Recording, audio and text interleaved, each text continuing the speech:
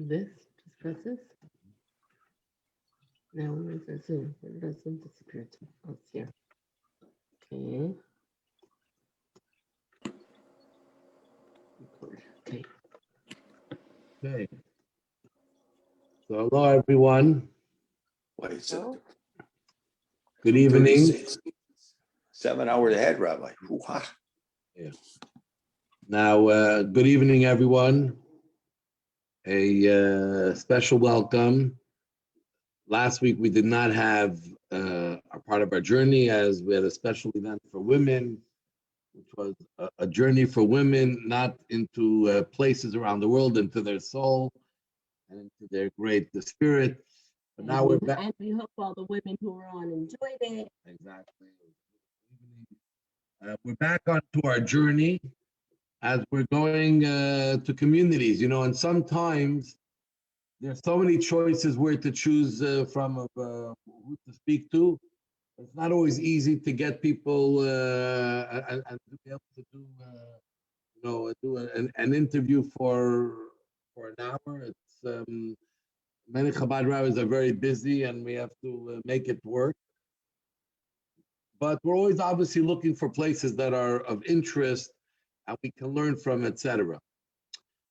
Tonight, we had chosen Greece.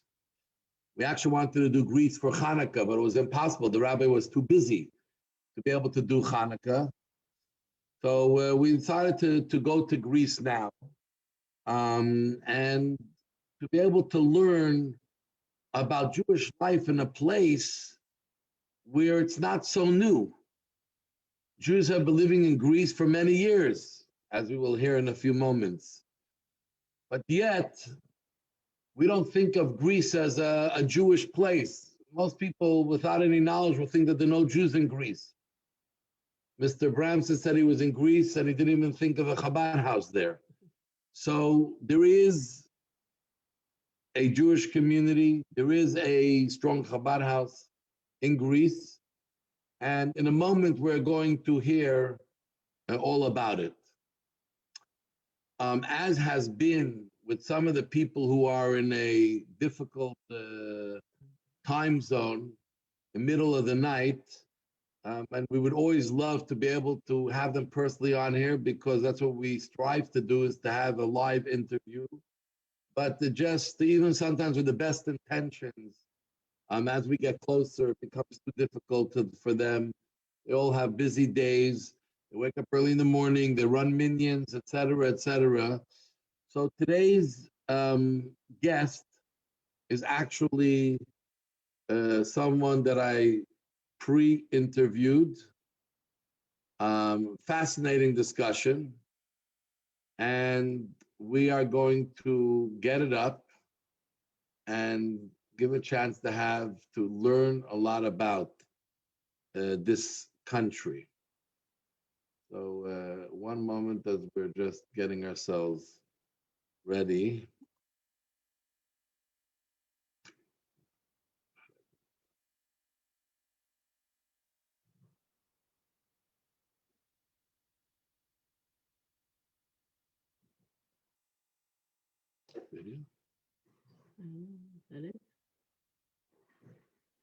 We're just taking a moment to get something up. Give me a moment.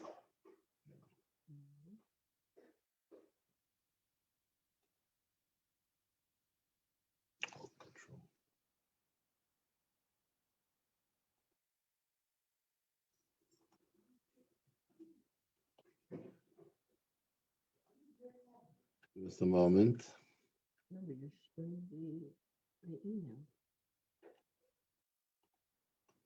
Give us a moment as we are.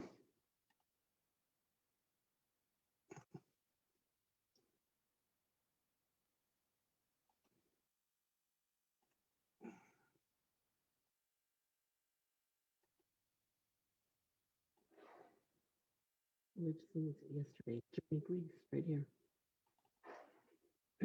Do you know what number you have to start by? Okay, we are basically ready now to begin Let's pay attention.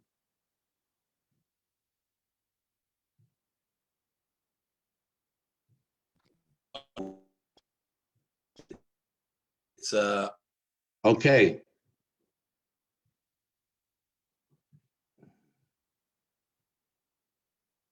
honor and a pleasure to have you with us here on our Zoom for our community here in Montreal, to meet you and Greece, the country Greece. Greece is obviously a country with a lot of history. There have been Jews there for many, many years. But we know that during the Holocaust, Greece was hit very hard. And I am not even visiting you just virtually. I saw myself firsthand when I was in Greece and in your beautiful Chabad house. I think it was 2 years ago. We saw your incredible work, what you're doing, and I want to give a chance for people, our friends here in Montreal, to hear a little bit what life is as a Jew in Greece. What's available? What are people doing for their Judaism? How is it to live amongst the Greeks? Are they accepting? Are they? You have to hide your Judaism. You have to be. You can be open about it. So these are the things we'd love to hear. But obviously, first, I'd like to again welcome you and first take a moment to introduce yourself to us here in Montreal, and start telling us a little bit about the place you live in. Hello everybody. It's a pleasure and honor to be here.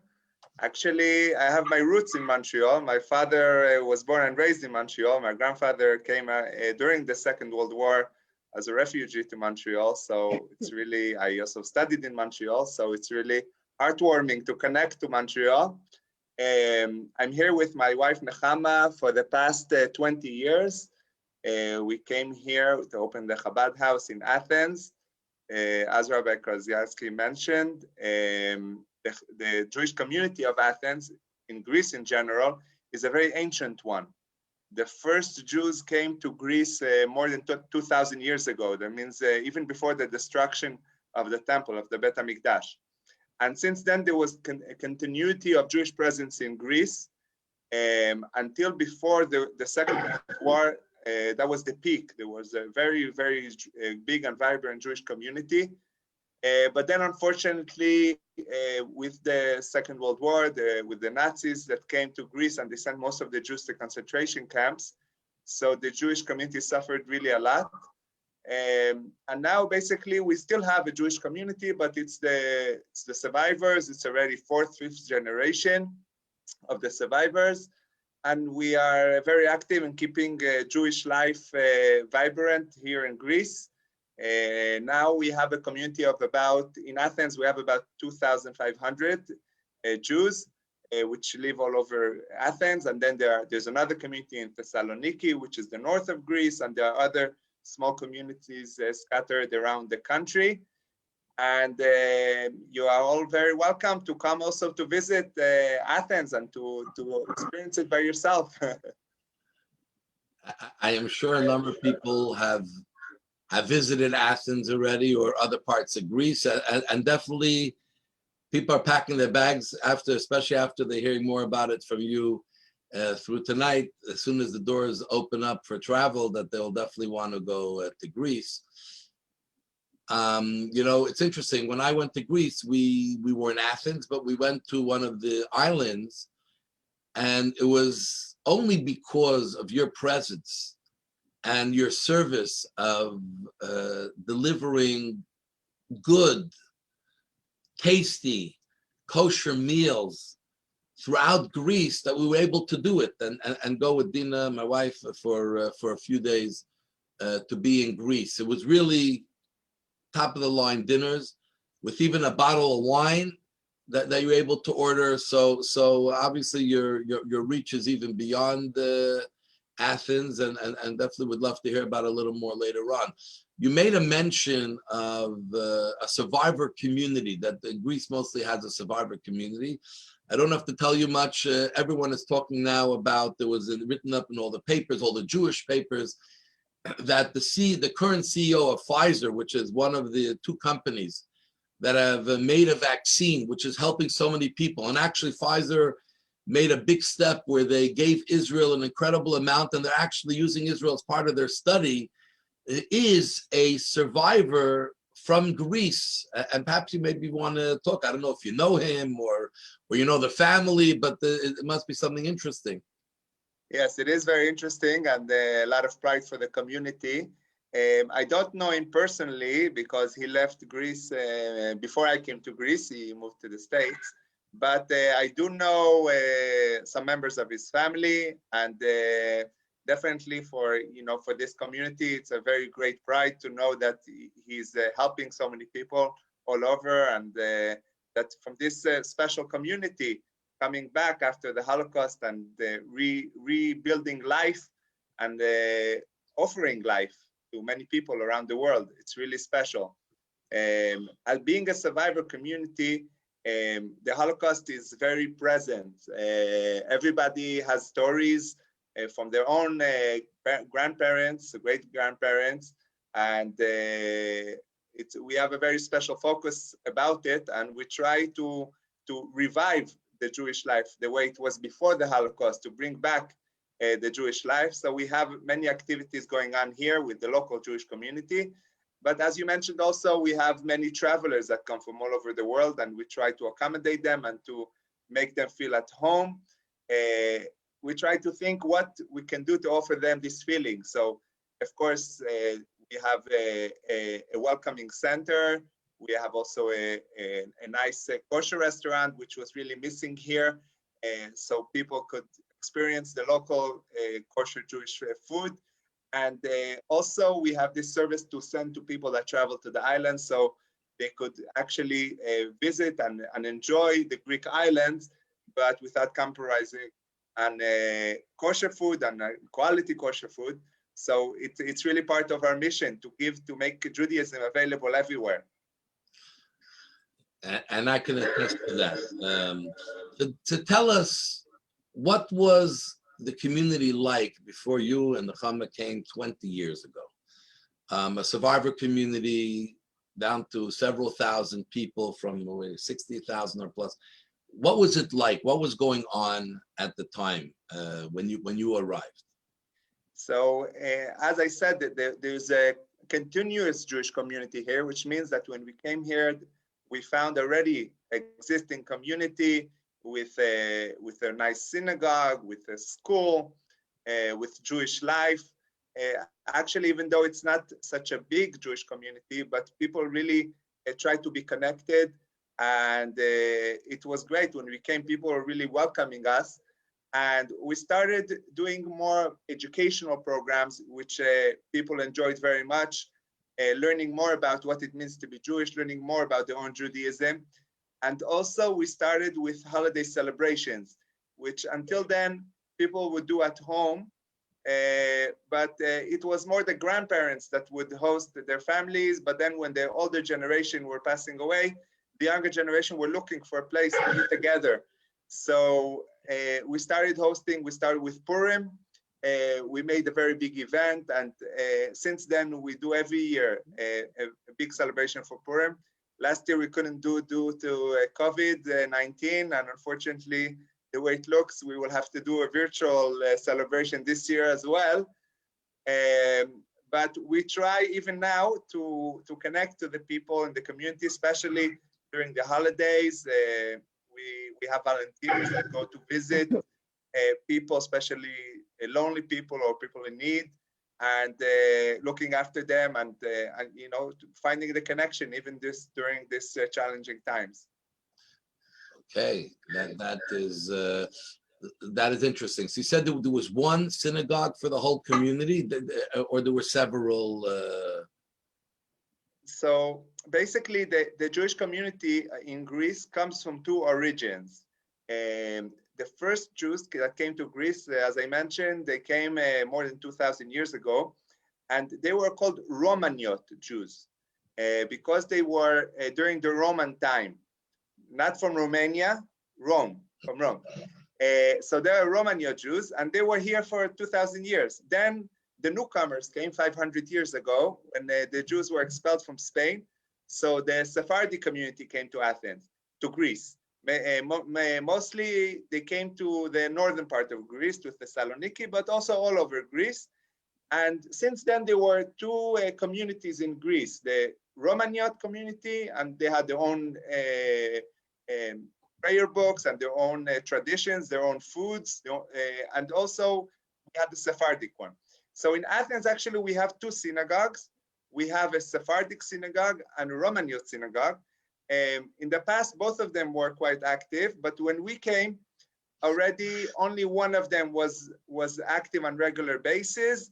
The other one was open only for like special occasions or for the high holidays when they would use both synagogues.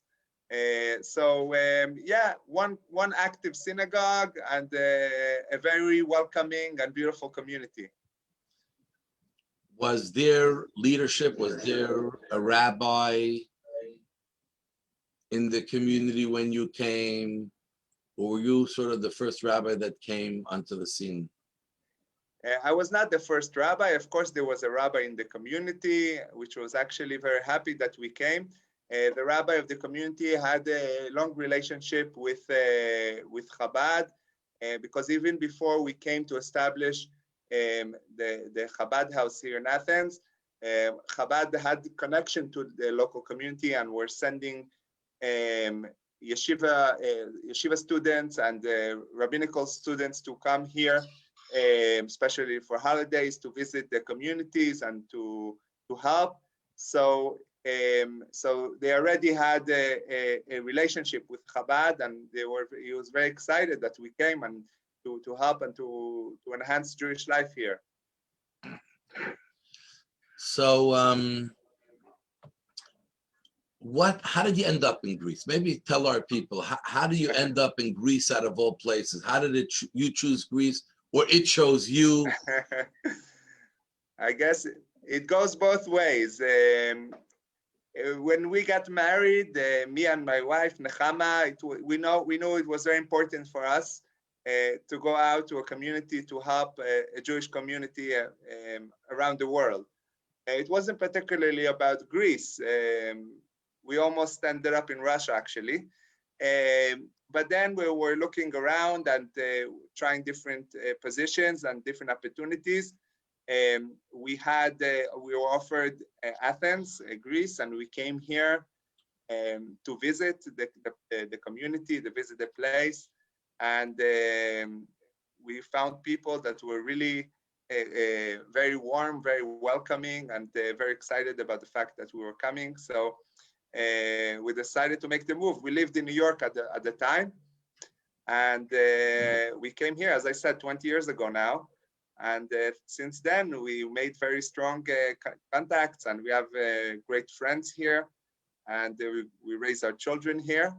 And we are very happy and proud to be here and to connect so many people from all over. Did you have to learn a new language? You know, they say in English, they say it's all Greek to me. But yeah, Greece. In Greece, they speak Greek, which is quite a difficult language. It's not similar to any other Latin language like English, French, Spanish, Italian. It's a totally different language. And we had to learn it. It took us time, a long time. I still make mistakes when I speak Greek, but I could have a nice conversation and even give a shir or a lesson in Greek. But many of the people in the community, they speak also other languages like English mostly, and some speak even Hebrew. So even getting started, we were able to communicate. But knowing the language definitely helps. When you live in a place, it helps to know the language. And also you make a better connection with people when you speak their own language. And one of the main things that we do is we publish material about Judaism in Greek. so everybody could enjoy it. We do special publications for the holidays about the different mitzvot and different traditions. We do different booklets, calendar. So it's challenging because we have to recreate all the time, to make material in Greek. But on the other hand, it's really helpful and people really appreciate it. That is beautiful.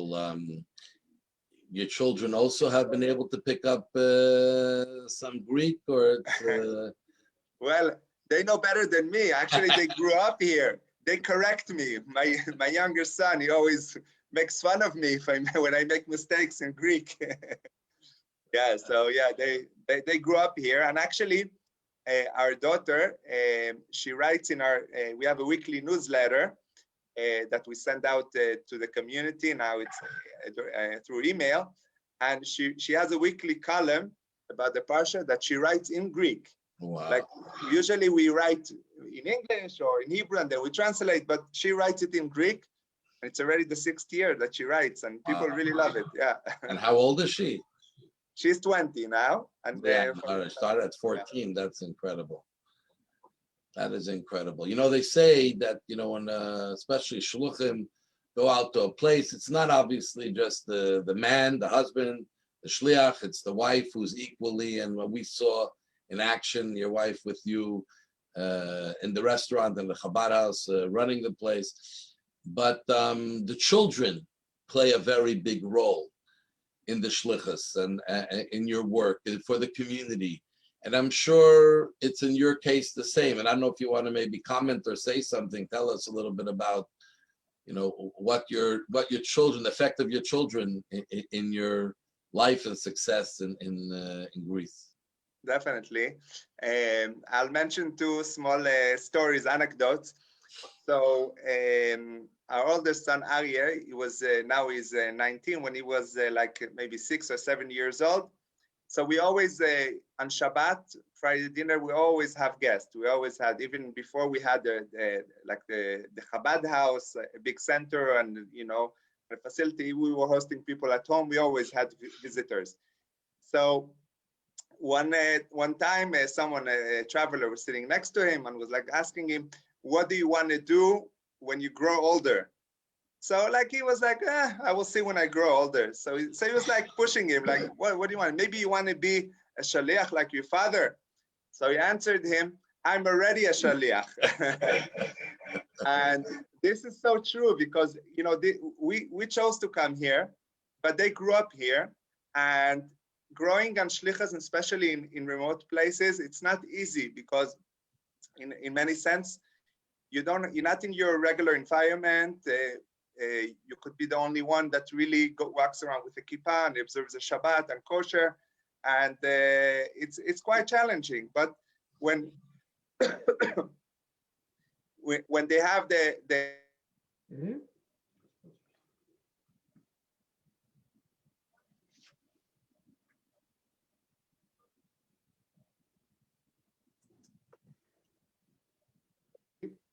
which actually is very much Yeah, connected. actually, Rabbi Handel, you froze for a moment.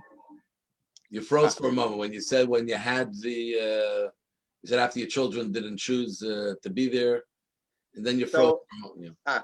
So I said that they didn't choose to be here. They grew up here, and not always it's an easy environment for them, because they many times they are, especially in remote communities, they could be the only one with a yarmulke or keeping Shabbos kosher, and it's quite challenging. But we try always to instill within them the pride of who they are and of being Jewish and being a shliach, and really people learn from them, and they have great influence on the community and on the travelers. I wanted also to share another story with our other son, Levi. It was actually it was before Tisha B'Av. So we were teaching him about the Beis Hamikdash, how it was destroyed, and that's why we have this fast day. So the other day he was walking in the street with my wife, and they were walking next to the Acropolis. The Acropolis is big monument here in Athens. It's an ancient Greek temple from 2,500 years ago. It's in the middle of the city. Everybody, it's like the biggest probably tourist attraction. So she was telling him about the Acropolis and how it was once upon a time was a temple and then it was destroyed. So he asked, when do the Greeks fast? So it's a little child, observation of a little child. But the truth is that from little children, sometimes you learn something. This is something special about our tradition, that it's something, a living thing. It's not just something, a history. It's not archaeology. It's not in the museums, but it's something very, very, very present in our life. Our tradition is alive. We still, when it comes to Tisha B'Av, we still connect to the people back then, to what happened back then, and it's still very much present in our life. It's a great story. I never heard that question before, but it's so real. It's a great story. And I was thinking while you were talking, I was thinking, you're living in Greece. We all celebrate Hanukkah, the battle that happened, it was 200 years ago between the Syrian Greeks and the Jews, even though it wasn't the Greeks from Greece. But yet you're living there, the Jewish community being there, and you living there, and walking in the streets with a yarmulke and a beard, and other people Shomer Shabbos. This is the Hanukkah celebration happening from the source of where they try to Hellenize and move the Jews away. But thousands of years later, the Acropolis that they visit is ruins. But you have a beautiful Chabad house. Maybe you want to tell us. I was so impressed by your Chabad house in the center of the city, very close to where the Acropolis is, and many people pass by. Beautiful building, restaurant, and other parts of the shul. So how did you get such a Chabad house in such a central place? It wasn't a synagogue for many years. This is something you took, and so maybe you want to tell us. So yeah, many times people come and they're very impressed. I told them we didn't start up like that. When we first came to Athens, actually we rented an apartment and we did everything. We hosted people at home, and that's how we started our activities. Very small, with a very minimal budget, but with a lot of enthusiasm, a lot of drive, and a lot of excitement during the Rebbe's Shlichus in Greece. And slowly, it took time until it grew. In the beginning, we had to rent out spaces every time we wanted to do something for an event, or we had some more people for Shabbos, which we couldn't fit in our dining room. So we had to rent spaces. And then it came to a point that we really wanted to move forward and to have our own space. So we worked really hard, and we did some fundraising, a capital campaign, and we raised the funds enough to buy a building in the center of the city. It was an old building, and actually it needed a lot of renovation. We had the Rohr Foundation, which really helped us purchasing this building. And we got the building, but it was in 2008. And as you remember, there was a big crisis, and we were stuck with this building, and we couldn't, it needed a big renovation, and we couldn't find the funds to do it.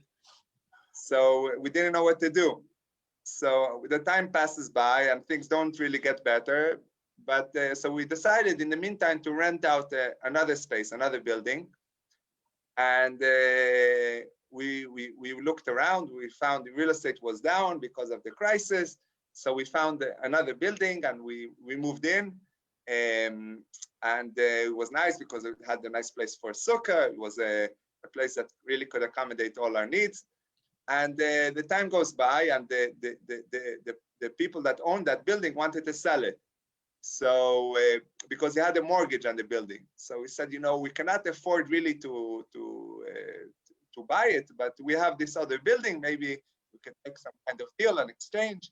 So basically, that's what happened. We gave them our old building. We got this building. We took over the mortgage, and it's amazing because it's a really such a central space and such beautiful place. Really, it's really a nice place, and you're all welcome to come and witness for yourself. This central next to all the attractions in the heart of the city, and we have many things going on. We have davenings, learning, restaurant, grocery shop. So people come and go, and it's really exciting. It's really nice to be able to accommodate. Now, recently, we finished building also a nice mikveh next to the Chabad house. So we have all the Jewish needs in Athens.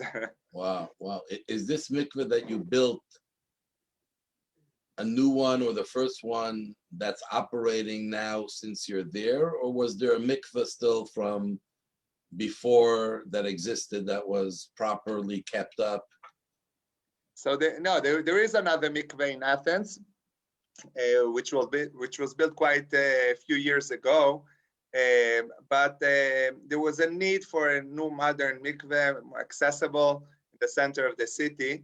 The other mikveh is in the suburbs, and it's not very easily accessible.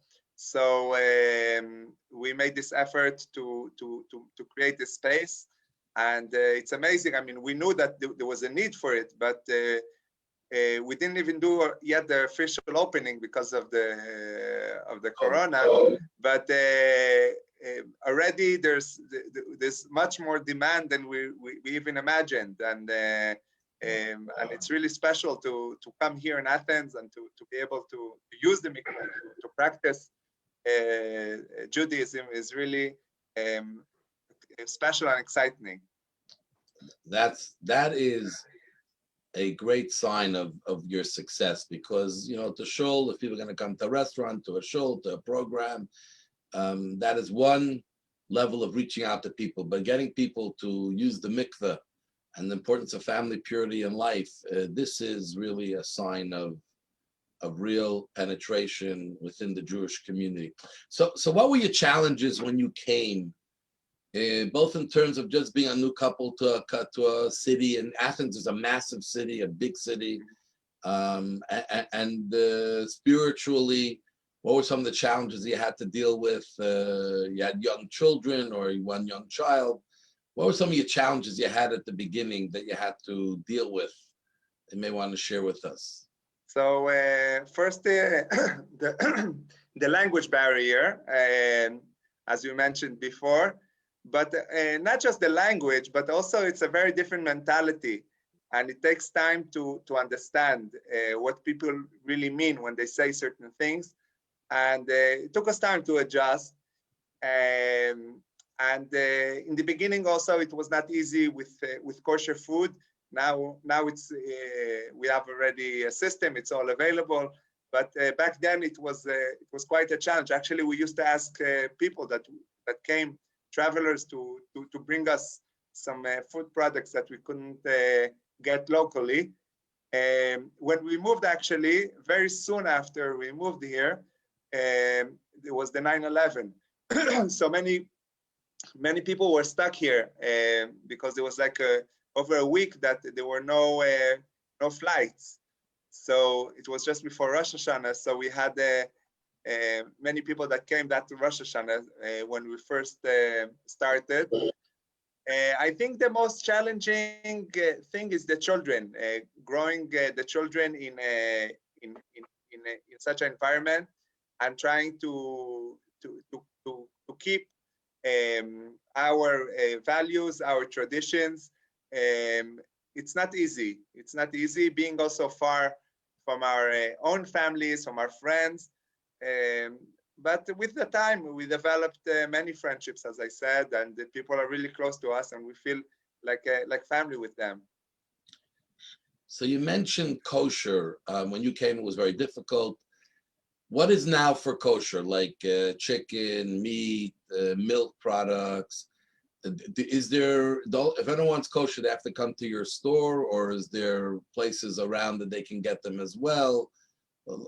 And how many families are keeping kosher today, if you have an idea, like in In the local market, very few things are kosher. It's not like in the States or in Canada that you go to a regular supermarket and you find many kosher products.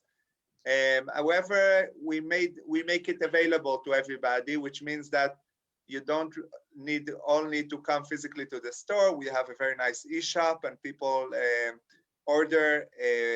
make orders. Especially now, it's very useful with the COVID-19, with the regulations. So people in the community could order, and we deliver to their homes. But it's not just for Athens. We send everywhere, all over Greece.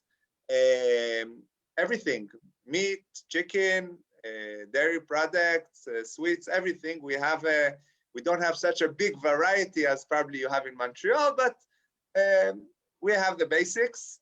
And yeah, there are different levels of observance, and I could say that definitely there are quite a few families in Athens that are enhancing their kosher standards, each one on his level, and definitely part of it is because it's available. That was also one of the reasons that we really wanted to have it available. So because if someone really wants to keep kosher but they cannot find kosher food, it's quite challenging. But when it's more available, it could really inspire and encourage more people to use it.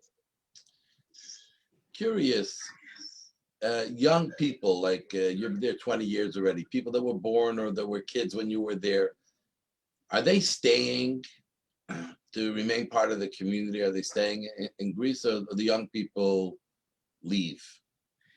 In general, in Greece, people are very much connected to the country, which means that even though maybe they could go to study abroad or spend some time abroad, they would finally, they will come back somehow. But in the last years, you have more, especially after the financial crisis in 2008, there are more young people that are going abroad and to study and then to work and are not back yet. So I don't know what will be in the future, but yeah, there is this concept of people leaving, but not, there's still a lot of young people here in the community. As I mentioned also before, there's a thriving local Jewish school, a community school, which kids from the community go to. So basically, there is a continuation, there is young families, there are children, there are students, there is a continuation of Jewish life in Greece.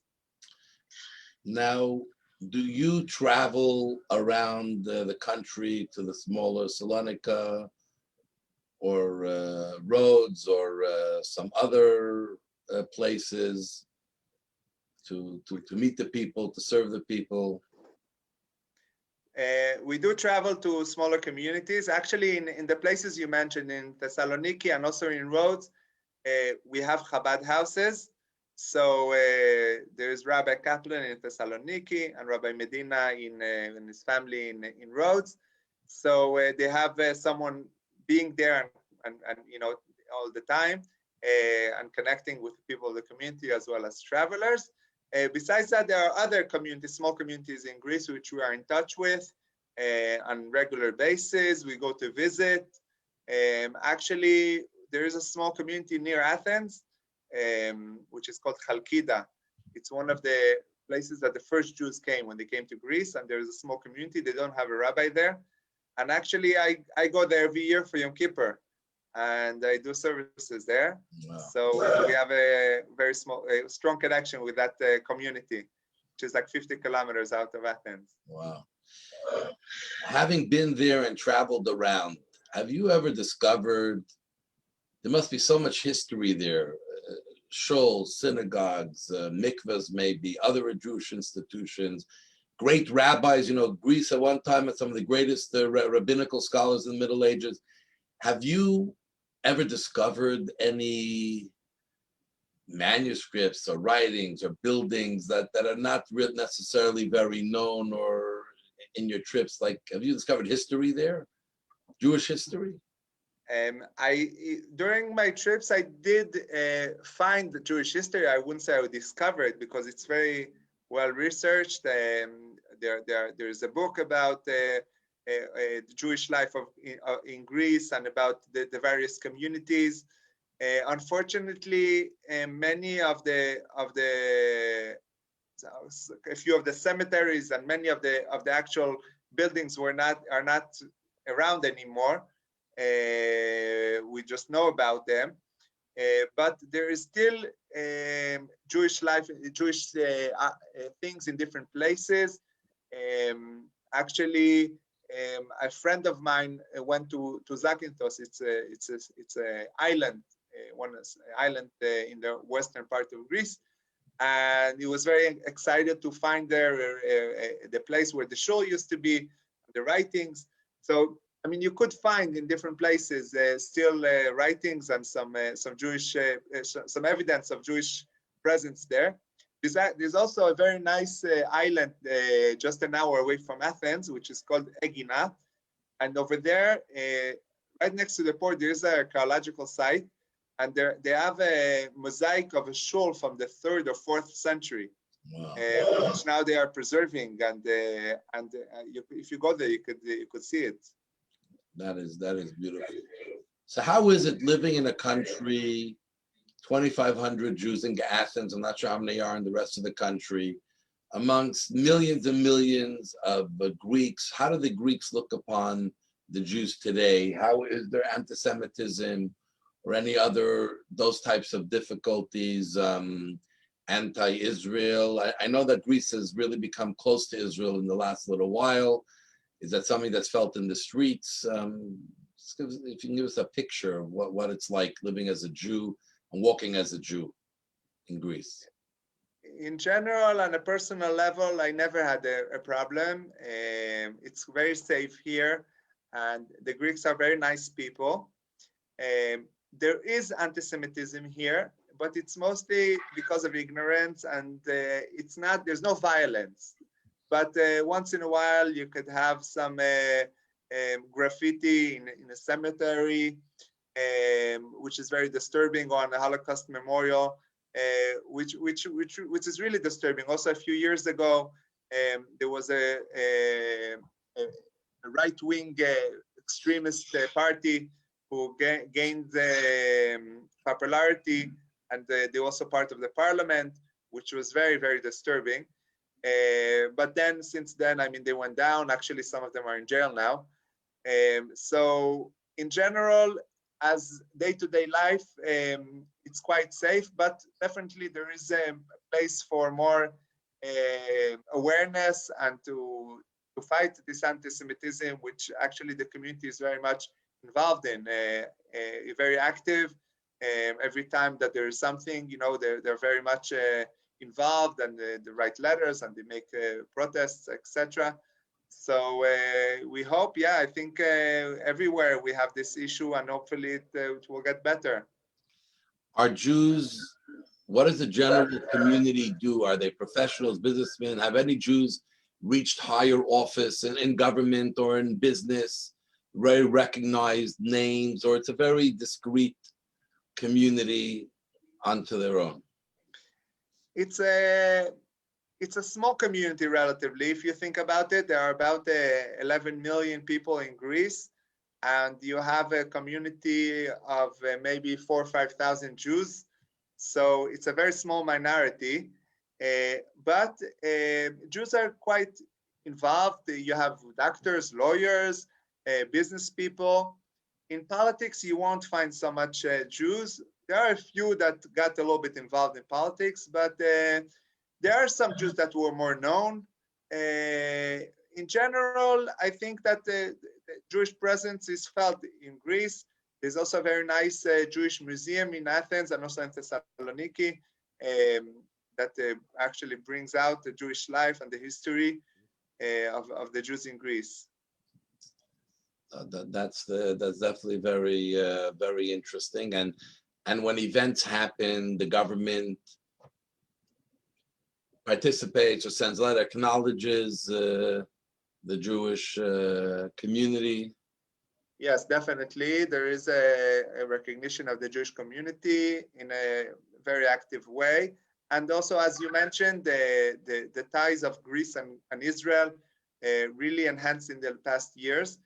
Actually, this week, the Greek Prime Minister is visiting Israel and is meeting with the Prime Minister of Israel, Benjamin Netanyahu. So there is a very strong ties and relationship on many levels between Greece and Israel in the past few years, and we feel it here also, this connection and the two nations feeling more close together. Yeah, and let's hope it only gets better and stronger and stronger. So maybe you want to just share, we've heard so much and you really painted an incredible picture. You've been there 20 years. We're a little bit about your children. We know about your success, what you've had. You went there on the shlichus of the Rebbe, you and your wife, to dedicate your lives, like they say, always a one-way ticket. This was after the Rebbe's passing, so you dedicated yourself to come to a new country. You were the first Chabad presence in Greece. What are some of the special moments in your 20 years where you felt either very proud or you felt like something special happened for yourselves or within the community or the community itself, which your presence and being there representative of the Rebbe and his blessings were clearly seen? Mm-hmm. So I want to share with you a little story, actually, that happened maybe about 10 years ago. We had it was Pesach, and we had a very big Seder with many people. Always we have people from the community, local community, travelers, a big event, many people, many things going on, a lot of excitement. And then, we went back to normal, everything. A few months later, I get an email from a guy, a traveler. He says, probably you don't remember me. I was a traveler from Israel, and I was actually in a time of crisis. I wasn't sure about my identity and what I want to do and everything. And I came to the Seder, and I was so inspired. And I decided to go and to search my Jewish roots. I went to Israel, he went to yeshiva, he went to study for a few months, and then he got married. And the next year he was like looking to go out to a community to inspire other people for the Seder. So this was like out of the blue, someone that I didn't even realize that we inspired him, and it went so far. This is just an example. Many times we do things and we don't know the extent of what we do. Sometimes a good word that we tell someone, and a small action actually goes very far. So this is something that I always remember. It's very nice, the big building, the nice events, the many people, but the most important thing is the individual. And when we manage to connect to the individual and to inspire individual and to advance the individual, that's the real success. That is a very moving story, because many people may be inspired, but to inspire someone enough that they want to go out and inspire someone else, and I'm sure they took a big journey that year.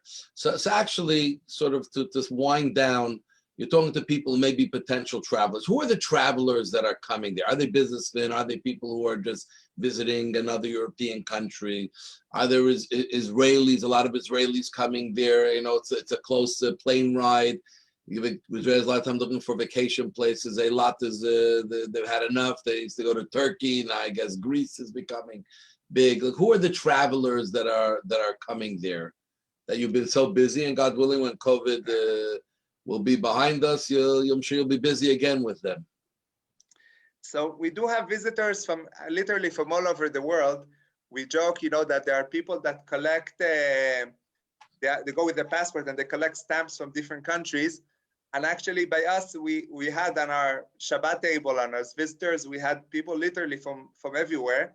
We even had a Jew that used to live in Malaysia. We had American Jewish officer that was based in Iraq and had some time off and came to visit us. we had a family that lives in Iran and actually came for Pesach to Greece. Wow. So literally we have people from everywhere, but mostly I would say we have many Israelis, as you mentioned. It's very close to Israel, so there are a lot of Israelis that come here. We have a lot of French Jews that come, but quite a lot. We have Americans, Canadians, Australia, England, literally from everywhere. Wow. You ever hear back from people who have come by and you know, I know how we felt the short time we were there, not even a Shabbos, but you know, just the way he took us up when we went into Athens, and he took care of us when we ordered the food. You ever hear from these people again, besides like that person came for the Seder? Do you ever keep in touch? You have people coming back all the time, or this is really an incredible service where you're helping people, making them feel at home and making them feel comfortable, and you're never going to see them again. It's like a real dedication. You know, you're not building a relationship, just helping a Jew feel Jewish wherever they travel. Right.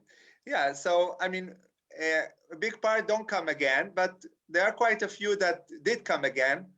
And actually, there was once a couple that came on their honeymoon, and then they came again as a family with their children, which was really special.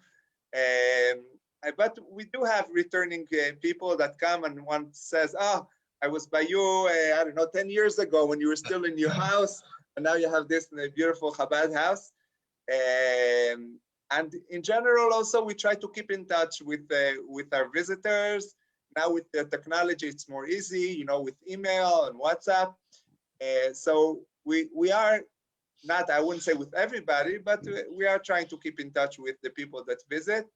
But as you said, I think the most important is that when people come to be able to feel at home and to find the connection. And then, you know, life takes us in different places, different directions. I just want to point out to everyone who will be listening that the dedication of a couple like yourself, they don't see your wife. The women usually are busier than the men with the children, with the home, and taking care of the community. You know, the dedication of going to a place and coming there without having been really invited with a job offer and a salary coming, but you have to start in your apartment until you grow out of your apartment, then you start in another place until Hashem makes it happen and you end up having a beautiful place. But the dedication of that you have to anything Jewish, whether it be these travelers who you'll never see again, you know, you're really helping someone, spending time, giving up a Shabbos afternoon, late at Friday night, and even sometimes with our children, giving up some of their time to just sit with the Jew and make him feel what it means to have a beautiful Shabbat meal, especially being away from home. This is, I want to point out, this is incredible dedication, self-sacrifice. We're just coming from the Rebbe Chaim Mushka's yard site, and who was the biggest supporter of the Rebbe, to allow the Rebbe to dedicate himself to the Jewish people, which is what inspires all of us and yourself and your wife to dedicate yourself to the people. And we definitely hear and have seen the tremendous success, and we want to wish, on behalf of everyone, we want to wish the continued success to keep what was ancient fresh and vibrant and growing. Until very soon, all of our synagogues and all of our Jewish communities will come together in Jerusalem with the coming of Mashiach quickly in our days. So I don't know if you want to say a last departing word before we close up, and we really obviously appreciate it. Thank you very much for your time and sharing your passion, your enthusiasm, and your beautiful stories and of what you've been doing. So I would like to wish everybody all the best and to welcome you if you make What's your your way website? down here. Tell us your website. So it's very easy. It's www.chabad.gr. GR is for Greece, so it's quite easy. If you want to come to visit us, you are very welcome. And as I said, I have a very warm place in my heart for Montreal. So it's my hometown. So be well, and I hope to see you soon. I want to finish off and say that not only has a place in Montreal, Rabbi Hendel's grandfather was the rabbi of the Chabad community here for many, many years, a refugee from the Holocaust himself. came through Shanghai in 1941 to Montreal and established with 9 of his fellow students the strong community that we have here and presence. And he was the rabbi for many, many years and on the Beit Din as well. So not just the roots here, but very illustrious roots, which I'm sure we know that he's bringing there as well. So be well. Thank you so much. Regards to your wife, and only beautiful things and hatzlacha and lots of success. Amen. Amen. So, hello everyone. I know nothing is like live, but I think what you heard is as good as live, to be able to hear about life in Greece, the community, what's get a feel for what's happening. I don't know how many of you have ever passed through Greece in your travels, and did you even meet a Jew there, or did you even try to find, besides everyone going to the Acropolis, did you try to find Jewish life there? Because it's so incredible to hear how the Jewish community, small as it is trying to hold on and stay strong and keep together in a vibrant way. So to me, it's inspirational. A couple comes, and all of a sudden, they are infusing new life, new vibrancy, which is ensuring the long-term success and the ability for the community to continue. So if anyone has a comment or a question, please unmute yourself, say your name, and we'd love to hear you. Bosh, Yes, Morty Morty. Berkovich. Yes. I'm very, very impressed with you. You are an extremely intelligent, fantastic interviewer. I really, really enjoy you. Thank you for being who I have you another are. job. I have another job if I want, right? Like no one to interview. Absolutely, for sure. Yeah, I visited Greece in 1996, and I loved it there. So I know a bit of Greece, and if he was live, I would have spoken to him in after Greek, but it wasn't live. Anyways, thank you so much for this. I really appreciate it. Beautiful, beautiful, beautiful. That's so good. Anyone else was in Greece? Anyone else passed through Greece? Who is planning to go to Greece once we're able to travel? My grandparents, my Really? grandmother comes from paternal grandmother comes from Saloniki, and my paternal grandfather from Corfu. Ah, They met in Egypt, and my father was born in Egypt. And I have a cousin in Greece, in Athens. So that's interesting. Okay. I'm gonna tell her to get in touch. You should. And maybe they know each other already. probably do know each other already, but you should tell your cousin. We actually have one of our members here in Chabad has a sister who lives in Corfu today. Not many Jews there, but there are a few, I think, in Corfu. Fascinating. I've been many times in Greece. But now you tell other people, it's really right in the center of town, a beautiful Chabad house. It used to be a club, beautiful building, a beautiful restaurant, shul, classrooms, a place to make a sukkah, they have a little school. It's unbelievable how at the center of everything you have a Chabad house that's teeming and lots happening. What was the rabbi's name? What was the rabbi's Rabbi name? Mendel, his name is Rabbi Hendel, Rabbi Mendel, and his wife is Nechama. Mendel. Yeah, Rabbi Hendel. He is from Israel originally. He said his grandparents are from Montreal. His father's from Montreal. He studied here, but he grew up in Israel. And that's what they dedicated their life, his wife and himself, to Greece, based in Athens. It's a massive city, Athens, but they'd reach out to all the Jews. Well, what's interesting is it's interesting that he has a Greek accent. He has a Greek accent.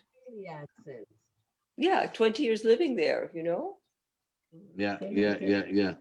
Any other comments, questions? Pinchas, good to see you, buddy. Hello, Kathy. How are you? Penny, Solange. Yeah, we're all waiting to see you, Pinchas. Don't worry. You see him here. Solange, it's so nice to see you. Thank Anyone you. else? We spent 3 Pesach in Greece, in Where? Thessaloniki, Really? in Crete, Crete.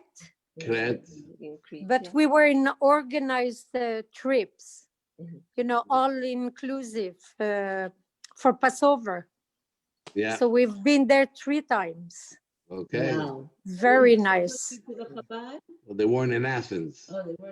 But in Saloniki and Rhodes, he said there's full-time Chabad houses there operating. Oh. Uh-huh. So, Yeah. I'm sure I Next can get time. the number from him. I'm sure there are a lot of tourists passing by in the normal times. A lot. Hmm. Yeah. They are in Athens, he said? Yeah, they're based in Athens. Solange, you have to unmute yourself, Solange. I did. You see, I am in mute. No, the other Solange. Ah, Goldberg. there is another one. Your It's your cousin. cousin. Oh, you mean Your my cousin. cousin. Nice to see you, Solange Goldberg. Same here. I love to all. Same How here. are So you? nice to have you from California. Yeah, No. only in Greece, one Chabad in Greece, no other. 3. Athens, he was the Islands? first Chabad in Greece, Athens, but there's also Saloniki and in Rhodes there is a Chabad. Oh, 3 now. Saloniki. There were a lot of Jews in the past. Yeah. That's what he said. The Sephardic community was I mostly just heard Saloniki. now because my son Yeah. called from Florida. Yeah. there were Nice 60 to see you guys. there were 68,000 Jews there before the Holocaust. They killed 59 to 60,000 Yeah. Jews. Oh, Jews yeah. were really hurt very badly because Hi, Cathy. Allô, ça va? Ça Oh, va, you mean toi? Kathy? they joined My the sister? Yes, Yes, your my sister. Where's my sister? listen, this is what we are Moi, about je suis bringing là people tous les together. Oh, there you are. Côte Me St. too, Luke, I'm there TMR, every Florida, Wednesday. How California. do you see?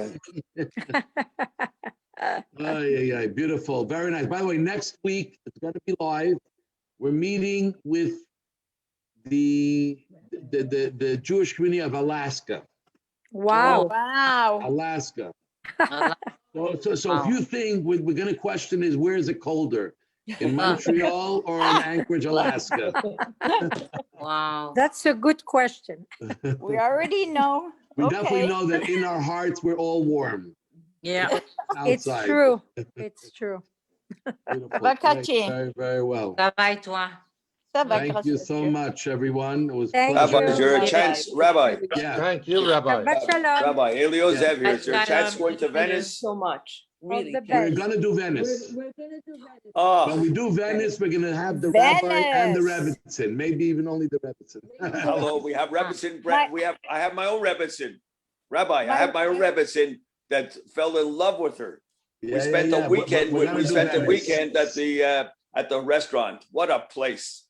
I Gum think gum. my cousin was there, Solange. I think she was at the Chabad in Venice for one of Passover, no?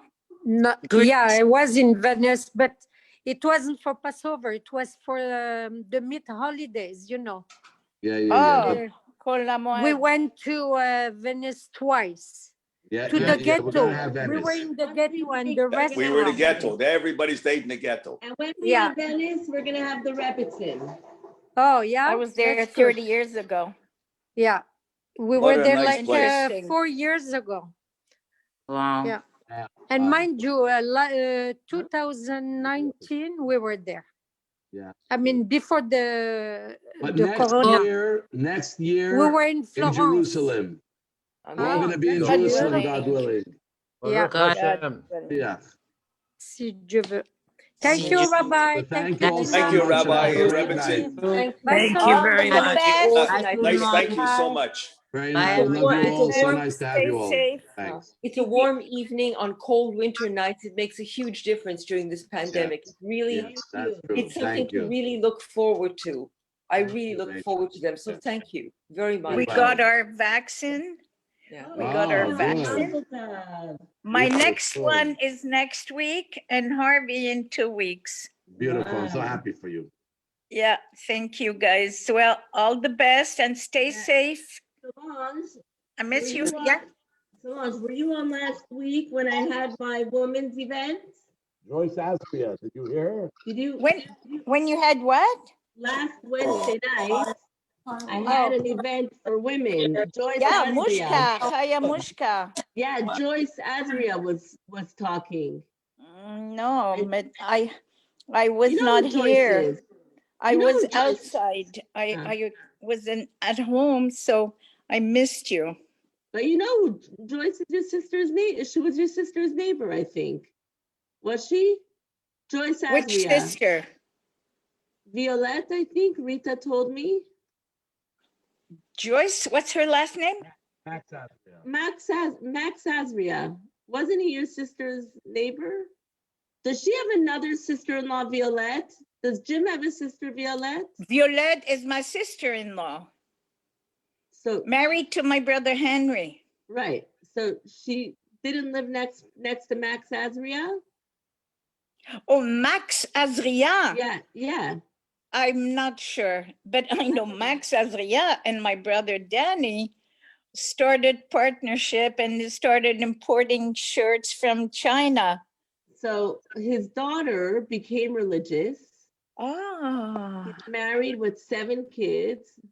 Beautiful. Last week on our Zoom, yeah. So I know that I saw the picture. I'm sorry I missed it. No problem. Well, the next one. Exactly. Okay, everybody's good. Okay. Thank God. Baruch Great. Ilana, Hashem. great. Good night. Ilana, Thank you. And the Love baby, Yochevet's baby. So cute. Oh, he's so adorable. Yeah, yeah. He looks like her and her husband. Yeah. He's adorable. Okay, guys, you stay safe. Well, take care. Take care. Bye. Everyone, Ilana.